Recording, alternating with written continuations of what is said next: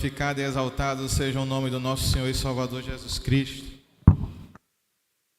aquele que vive e reina para todo sempre, o que foi morto e com seu sangue comprou para Deus homens de todas as raças, línguas, tribos e nações, e para nosso Deus ele nos fez reis e sacerdotes para reinarmos sobre a terra. Amém? Vamos abrir nossas Bíblias no livro de João, capítulo 4, versículos 23 e 24.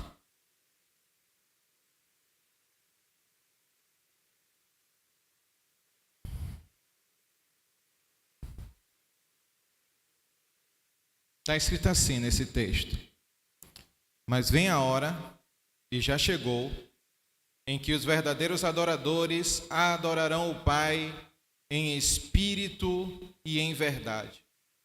Porque são estes que o Pai procura para seus adoradores. Deus é espírito, e importa que os seus adoradores o adorem em espírito e em verdade. Amém? Senhor, eis aí a porção da Tua palavra que o Senhor preparou para nós essa noite. Fala conosco, Pai, em nome de Jesus. O Senhor tem uma promessa de cravar a Tua palavra em nosso coração. Em nome de Jesus, Senhor, aumenta, Pai, as informações Suas em nosso coração hoje. O Senhor também tem a promessa para que o Espírito estaria em toda a carne. Mata a nossa carne. Faz com que nós sejamos verdadeiros adoradores por louvor da Tua glória, em nome de Jesus. Amém. Podeis assentar, meus amados irmãos. No livro de Êxodo, capítulo 20, versículo 2 e 4, está escrito assim: Eu sou o Senhor teu Deus, que te tirei da terra do Egito, da casa da servidão. Não terás outro deuses diante de mim. Não fará para ti imagem de escultura, nem alguma semelhança do que há em cima nos céus, nem embaixo na terra, nem nas águas debaixo da terra. Em João 1,3 está escrito: todas as coisas foram feitas através dele, e sem ele nada do que existe teria sido feito. Romanos 1,21 está escrito assim: porquanto, mesmo havendo conhecido a Deus, não o glorificaram como Deus, nem lhe renderam graças, ao contrário, seus pensamentos passaram a ser levianos, imprudentes, e o coração insensato deles tornou-se em trevas. Esses três textos nos mostram, primeiro, uma revelação do Senhor, como o único Deus, o único que deve ser adorado. Depois mostra Jesus se apresentando, revelando como o Deus Criador. Em João 10,30 também está escrito: eu e meu Pai somos um. Em João 14 ele diz para Filipe: quem vê a mim vê o Pai. E nós temos em Jesus o fim do distanciamento entre o homem e Deus. Mas em Romanos 1,21, o apóstolo Paulo, inspirado pelo Espírito Santo, fala para nós uma mensagem direta, que não é só saber quem é Deus, nem é só saber o que Ele fez, nós precisamos reverenciá-lo. Nós precisamos colocar Deus no lugar que Ele merece estar. Ele tem que ser o primeiro em nossos corações. A gente canta louvores que eles são profundos e eles são declarações da nossa boca de uma realidade espiritual que a Bíblia nos manda fazer. Mas as nossas atitudes, como é que estão? Como é que nós estamos vivendo diante do texto que nós lemos aqui? A Bíblia está falando através da boca do próprio Deus, manifestando a sua sabedoria na terra. Ora, vem a hora, e já chegou, em que os verdadeiros adoradores adorarão o Pai em espírito e em verdade. E aí ele diz primeiro como se adora, depois ele diz o que Deus vai fazer com eles. Porque são estes que o Pai procura para seus adoradores. Quantas religiões tem no mundo? Qual delas é a certa? Eu vou lhe dizer qual é a religião certa. Jesus. Mas não é nem o meu Jesus, nem o seu Jesus. É o Jesus da Bíblia. É o Jesus que desceu do céu e encarnou. E muitos de nós criamos no nosso particular um Jesus próprio. Um Jesus conforme a inclinação dos nossos corações. E aí entramos nesse erro de Romanos 21. Conhece, mas não rendem graças. E dizem assim, até aqui, Deus, o Senhor trabalha na minha vida, mas daqui para frente, deixe comigo. Lá nos livros de João, capítulo 3, a Bíblia diz que Nicodemos, um dos maiores da sinagoga, vai procurar Jesus de madrugada em secreto. E Jesus fala com ele de uma forma tão poética. E eu fiquei olhando assim, meu Deus, que graça. Uma vez o Espírito Santo me levou a entender que a palavra do Senhor era uma declaração de amor de Deus para a gente, para a raça humana. E aí aquele homem vai escondido, velho, cheio de costumes, mas impactados, cheio de conhecimento, mas impactado pela presença poderosa, gloriosa, amorosa de Jesus Cristo. E ali, Jesus não espera nem ele falar e já responde. Em verdade te digo, quem não nascer da água e do Espírito não pode entrar no reino de Deus. E o texto diz o quê? Deus procura verdadeiros adoradores que o adorem em espírito.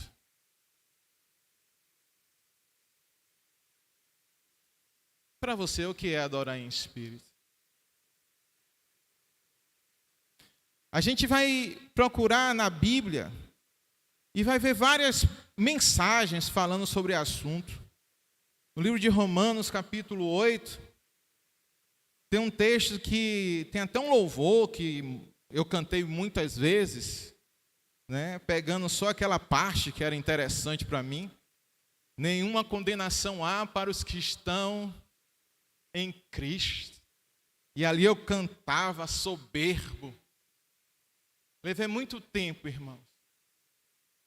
Muito tempo. Colocando o ser cristão como uma medalha de honra no meu peito. Me achando diferente das outras pessoas. Mas o ser cristão é um chamado para o serviço a Deus. O ser cristão é um chamado para você mudar os seus planos. Para você perguntar a Deus o que é que eu vou fazer para o Senhor. E aprender a ouvi-lo e obedecê-lo. Olha o que diz aqui. Agora, pois, já nenhuma condenação há para os que estão em Cristo Jesus, porque a lei do Espírito da vida em Cristo Jesus te livrou da lei do pecado e da morte. É impressionante você fazer uma pesquisa sobre os rotamentos da Terra, o movimento da Terra, né? Rotação e translação. Os ciclos, 365 dias do ano, de X em X tempo vem um ano bissexto, e você vê aquilo ali matematicamente podendo ser medido e constatado pela tecnologia, e você observa que cada astro, que o movimento da Terra, que o movimento dos astros, dos planetas, todos foram ordenados uma só vez por Deus e nada sai do seu controle. E a gente tão volúvel, cocheando entre duas vontades, cocheando entre duas realidades. E Deus mostrando Jesus Cristo sendo recompensado com a ressurreição, com a glória nos céus, porque ele não pecou. E a gente querendo saber o que está óbvio. Nós não podemos mais viver apenas pelo que está escrito. Porque a palavra, a letra, ela é morta, mas quem vivifica é o Espírito. Necessário vos é nascer de novo. Ser uma nova criatura. Está disposto a fazer essa transformação, a sofrer essa transformação. Por que tanto tempo na igreja e a natureza não muda? Porque só ouve os relatos de outras pessoas com experiências e você mesmo não vive grandes experiências com Deus? Está faltando abdicar do seu próprio eu, desistir de ser você mesmo, para ser regido por essa lei, a lei do Espírito da vida. E essa lei tem um exemplo em Cristo Jesus. E aqui diz que te livrou do pecado e da morte. Antes cegos, no mundo de trevas, uma terra sem forma e vazia, mas disse Deus, haja luz. E houve luz. E Jesus diz, eu sou a luz do mundo. Quem está em mim não andará em trevas. Então ele lhe diz aonde ir, como fazer, mas você insiste em achar que é do seu jeito. Porquanto o que for impossível à lei no que estava enferma pela carne, isso fez Deus, enviando o seu próprio Filho em semelhança de carne pecaminosa, e no tocante ao pecado, e com efeito condenou Deus na carne o pecado, a fim de que o preceito da lei se cumprisse em nós. Então, por que Jesus morreu na cruz do Calvário? Para que nós fôssemos cumpridores da lei. Para que nós fôssemos obedientes. E o que é ser obediente? É amar a Deus. Nós só podemos provar que amamos a Deus através da anulação do nosso eu e da obediência a Cristo. Não existe dizer que ama só com a boca. Não existe achar que ama só porque gosta de vir para a igreja. Tem que nascer da água e do Espírito. Tem que sofrer o processo do parto. E não tem parto, irmão, que não traga sequelas.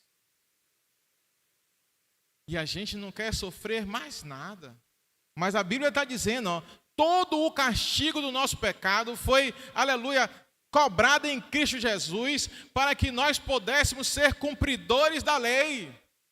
E a lei antes chamada de lei mosaica, agora está chamando lei do Espírito e vida.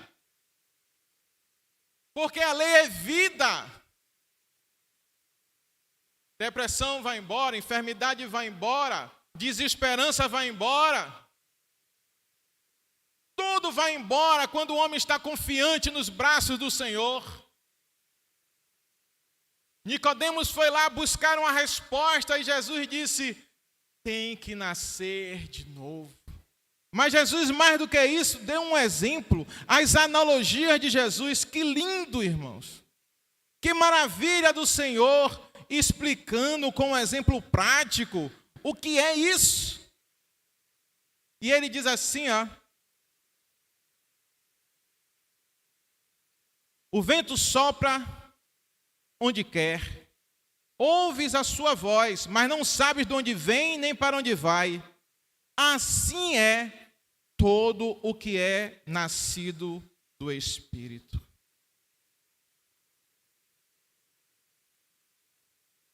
Quem é a voz de Deus? Jesus. O nascido do Espírito faz o que Jesus manda. Que maravilha! É você aprender a dizer, como o Tiago ensina, se Deus quiser. É você decidir ir para o shopping e Deus dizer assim, não, não vai. É você juntar um dinheirinho para comprar um carro e Deus dizer assim, pega o dinheiro e dá todo para o irmão fulano. É você ir no centro de recuperação, onde não tem nada bonito lá para ver. É você ir no hospital, pregar a palavra. E tem mais, não é ir quando quer não. É ir quando Deus manda. É Deus lhe tirar do caminho costumeiro para ir para o trabalho. E você não entende nada, mas porque você nasceu de novo e entende a voz de Deus, muda a rota. Pode até ser livre de um acidente, glória a Deus. Mas pode dar a carona para um necessitado, e glória a Deus também. E pode não acontecer nada, mas lá no céu está provado que você é obediente. Aonde está o crente cativo à voz de Deus? Que ele pode soprar na sua vida e te levar para onde ele quer. Certa feita eu conversei com a irmã, que ela mesma dizia que queria ter um filho. Mas ela não parava de tomar um anticoncepcional. E a mensagem que Deus mandou dizer para ela foi, quer ter um filho, mas não para de tomar um anticoncepcional. Porque o anticoncepcional dá segurança de não ter filhos e não ter trabalho, não ter despesas. E assim está caminhando a igreja. E assim está caminhando a igreja. E se deixam levar por falsos profetas, falsas profecias, porque o Espírito, a voz de Deus, fala conforme o texto bíblico.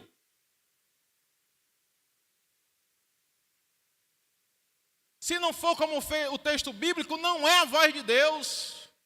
De Gênesis a Apocalipse, todos os detalhes da sua vida estão aqui descritos e exemplificados para te dar direção do que fazer. Não queremos mais crescer na graça e no conhecimento do nosso Senhor Jesus Cristo, não queremos mais ler a Bíblia. Mas Ele tem promessa. Livro de Ezequiel, capítulo 47, fala, irmãos, torrente de águas purificadoras. Gente, o livro de Ezequiel é um livro pesado, onde Deus mostra a sua ira contra o pecado do homem. E ele chega no versículo 47, no finalzinho do livro fica, depois disto, o homem me fez voltar à entrada do templo, e eis que saíam águas de debaixo do limiar do templo para o oriente, porque a face da casa dava para o oriente, e as águas vinham de baixo, do lado direito da casa, do lado sul do altar.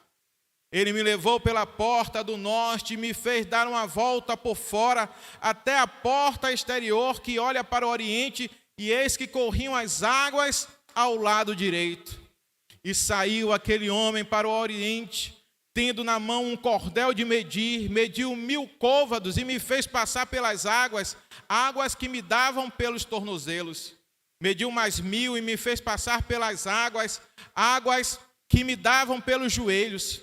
Mediu mais 1000 e me fez passar pelas águas, águas que me davam pelos lombos.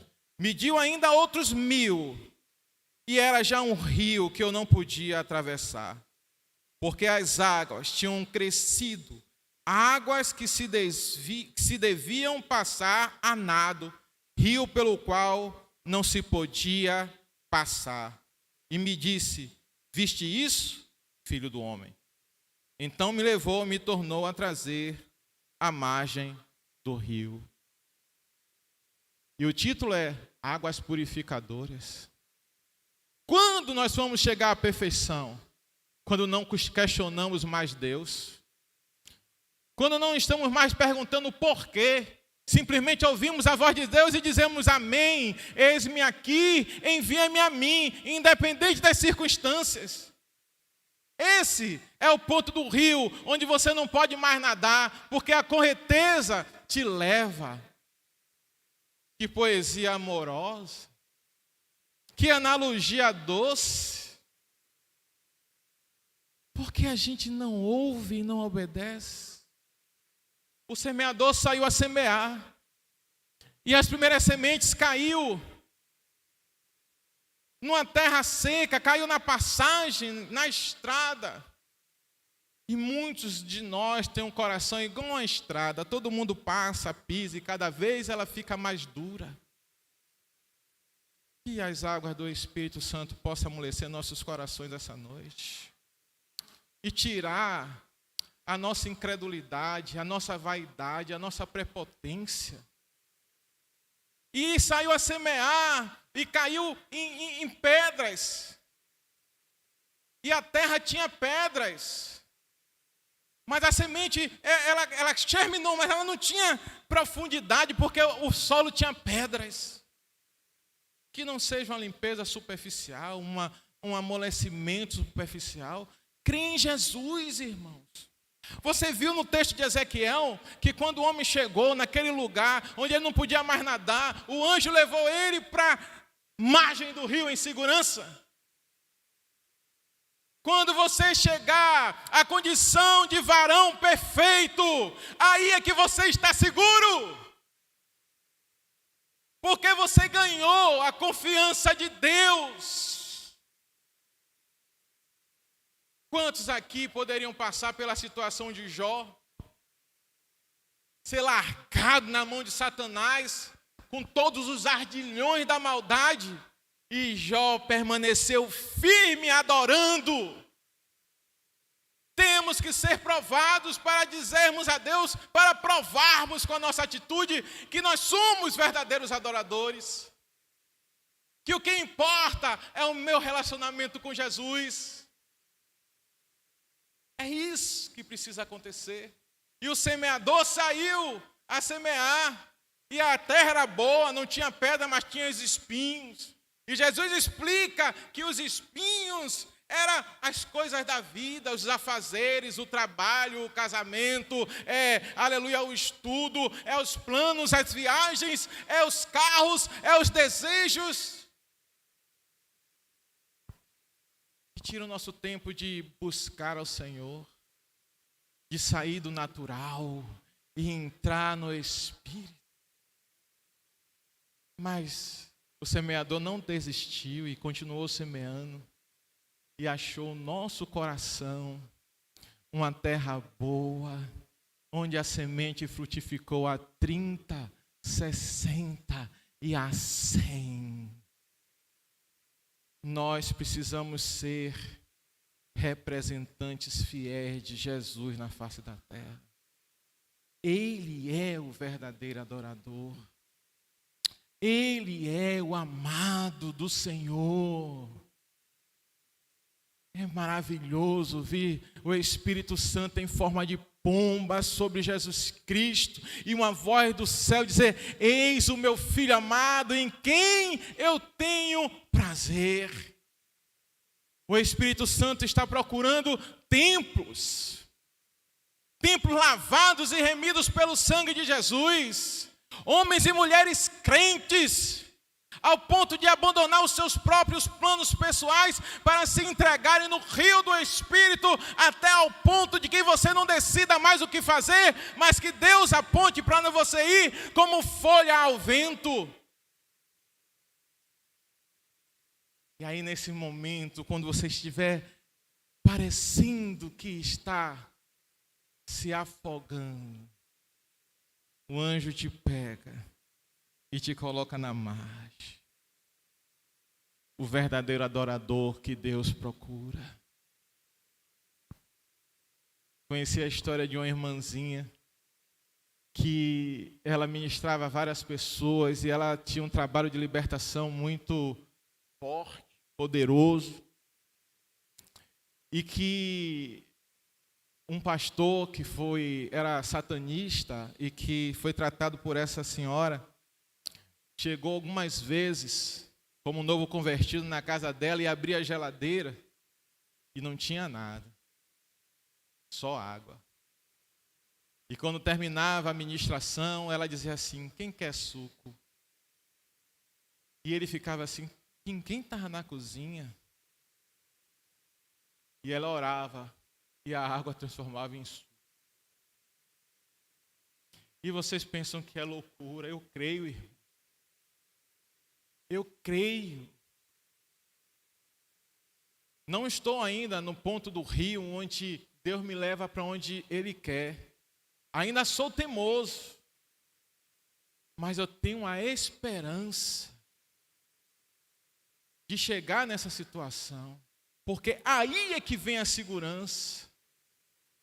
Quando as minhas palavras estiverem em vós, tudo que pedirdes ao Pai em meu nome, eu vou-lo te darei. Está escrito. E a gente fica sem querer se largar à vontade de Deus. Questionamos o texto bíblico, dizemos que é para aquele tempo. Podamos o agir do Senhor em nossas vidas. Não podemos mais ser assim.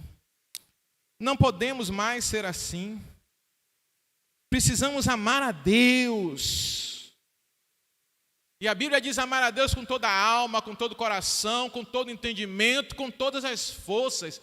Deus tem que ser a nossa prioridade. Precisamos, aleluia, entender que João 3,16 dá a seguinte declaração para nós desse tempo.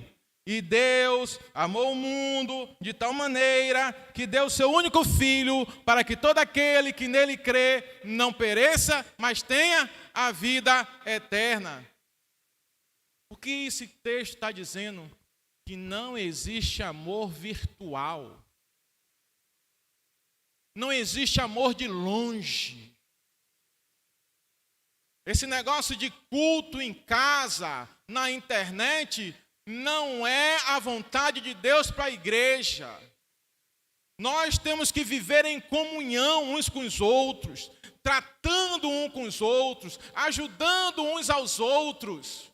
O próprio Deus saiu do céu e veio para a terra para ficar junto com a igreja. E nós não somos distantes. Eu faço parte do corpo de Cristo de uma forma sobrenatural. Eu não sei como é exatamente, mas eu estou unido a Deus pelo Espírito. E tenho que mover-me nesse sentido na terra. E aí a Bíblia nos mostra Jesus aperfeiçoando a obra da salvação, vindo falar pessoalmente conosco. Hoje eu estava evangelizando uma moça na rua e eu disse a ela: quantos estão carentes de um abraço? Quantos estão carentes de um aperto de mão? Quantos estão carentes de uma palavra? Você sabe que uma palavra livra o homem da morte? Quantos de nós já vimos casos, o homem ia se matar e ouvia um hino, e ouvia um texto bíblico, e o coração dele foi invadido pela glória de Deus, e ele foi salvo e liberto. Precisamos aprender a viver a palavra, a adorar a Deus em espírito e em verdade. E a verdade é Jesus. Cristo em nós, esperança da glória, mas Cristo não vive como se fosse uma pessoa comum. Apóstolo Paulo diz assim: miseráveis somos nós se esperarmos de Deus apenas as coisas desse mundo. Cristo, Ele transcende, nós temos que transcender também. perdão, amor, honestidade, gentileza. Não é só porque você é educado agora. Ontem eu estava assistindo um filme de um grupo, se eu não me engano o nome é Amish, eles vivem separados e são cheios de regras, mas eu não vi falar de Jesus. O nome de Jesus era pouco falado, naquele filme pelo menos, e eu ficava assim, falta Jesus nesse filme, falta Jesus nesse filme. Jesus é o elemento de transformação, Jesus é o causador do milagre, Ele é a luz que dissipa as trevas. Atos 1:8, contudo recebereis poder quando o Espírito Santo descer sobre vós e sereis minhas testemunhas. Como ser testemunha de Jesus? Como? Se não for imitando Ele? E como conhecê-lo? Se todo mundo conhece, que conhecer é esse? É aceitá-lo como Ele é. O pastor não me falou o tempo que eu tinha para ministrar, mas eu estou preocupado. Ainda tenho tempo? Não? Então já passei. E glória a Deus. Meus amados irmãos, eu creio que Deus falou comigo e falou com todos aqui. É necessário lutar contra as novidades antibíblicas. Verdadeiro adorador, irmãos, não tem nada a ver com o moderno do mundo, mas tem tudo a ver com Hebreus 13:8. Jesus Cristo é o mesmo ontem, hoje e eternamente. Se não for conforme a palavra, não vamos ser aprovados. Amém? Que Deus nos abençoe em nome de Jesus.